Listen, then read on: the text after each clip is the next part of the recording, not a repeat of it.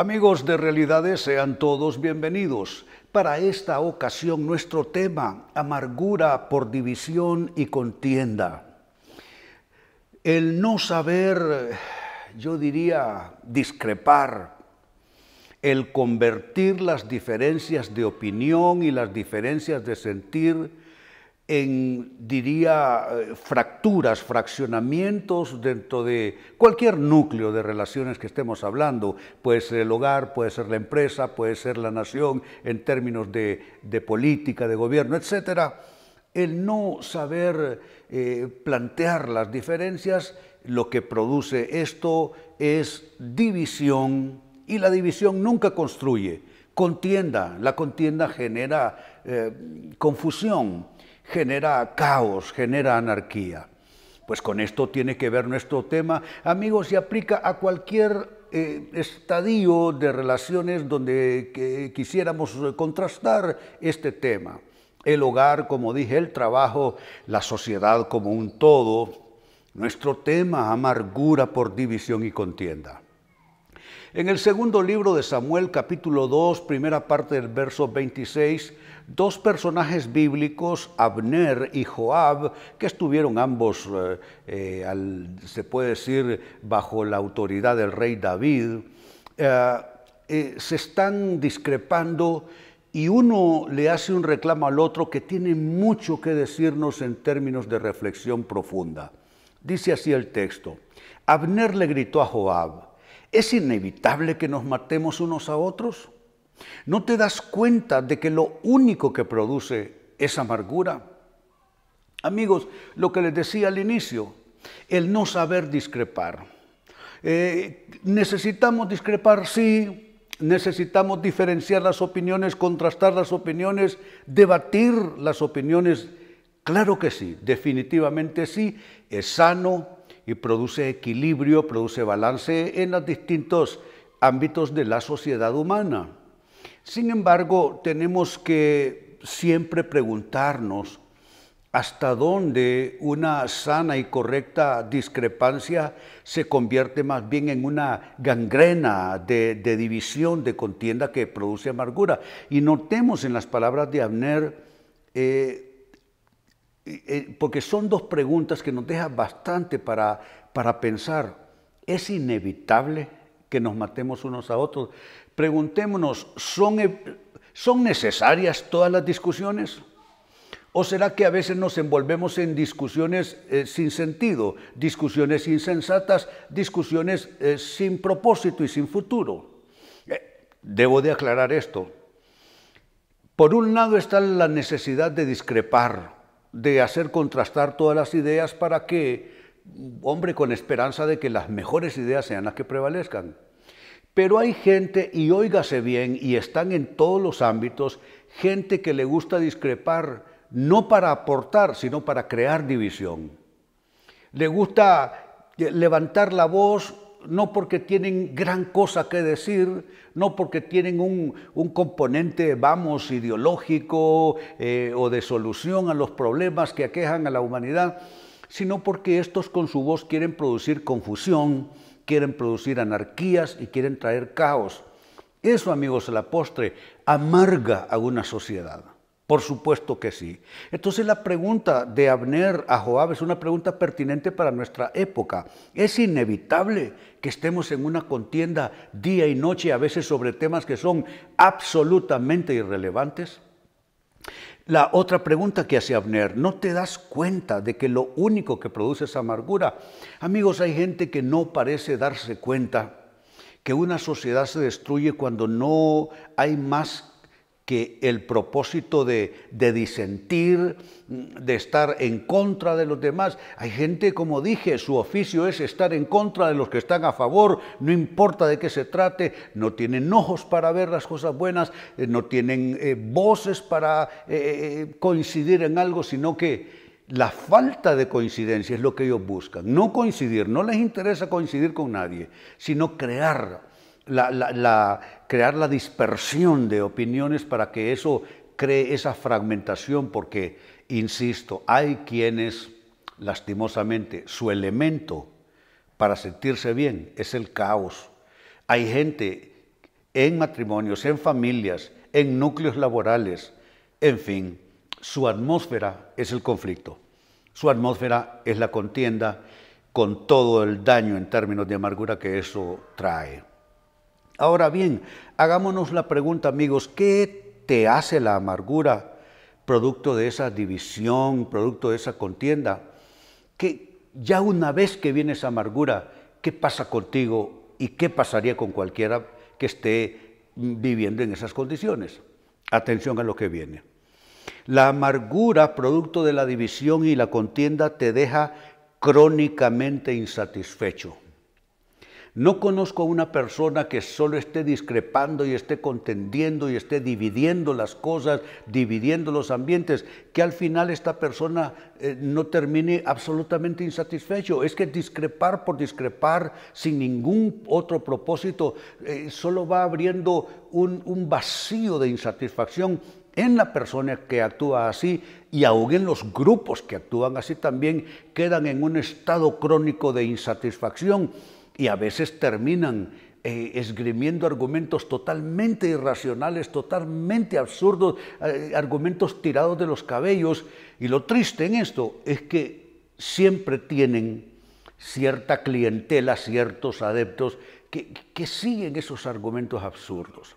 Entonces la amargura producto de la división y la contienda deja crónicamente insatisfechos a los que van por ese rumbo. Número 2, ¿qué más hace la amargura producto de la división y la contienda? Te vuelve cada vez más hostil y cada vez más violento. La anarquía, amigos, es como la onda expansiva de un artefacto explosivo. Aquello va aumentando y va arrasando con todo lo que está a su paso.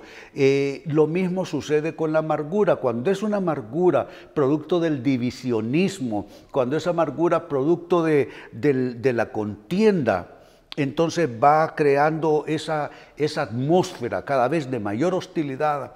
Entonces las personas cada vez se irrespetan más, las personas cada vez se atacan sin sentido y cada vez hay más violencia. Y amigos, la violencia no es solamente la violencia física, la que sale en los periódicos, la que lleva gente a la cárcel. Hay violencia verbal, hay violencia en términos de actitud, hay violencia en muchas otras maneras que por supuesto que afectan y por supuesto que destruyen cualquier nivel de relación y de sociedad de la que estemos hablando.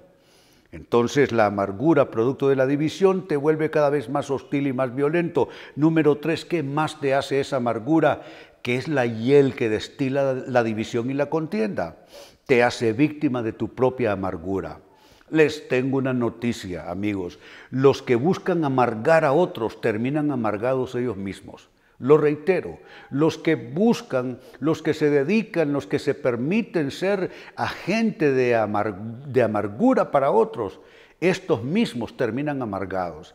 Eso significa prácticamente ahogarse uno en su propio vómito.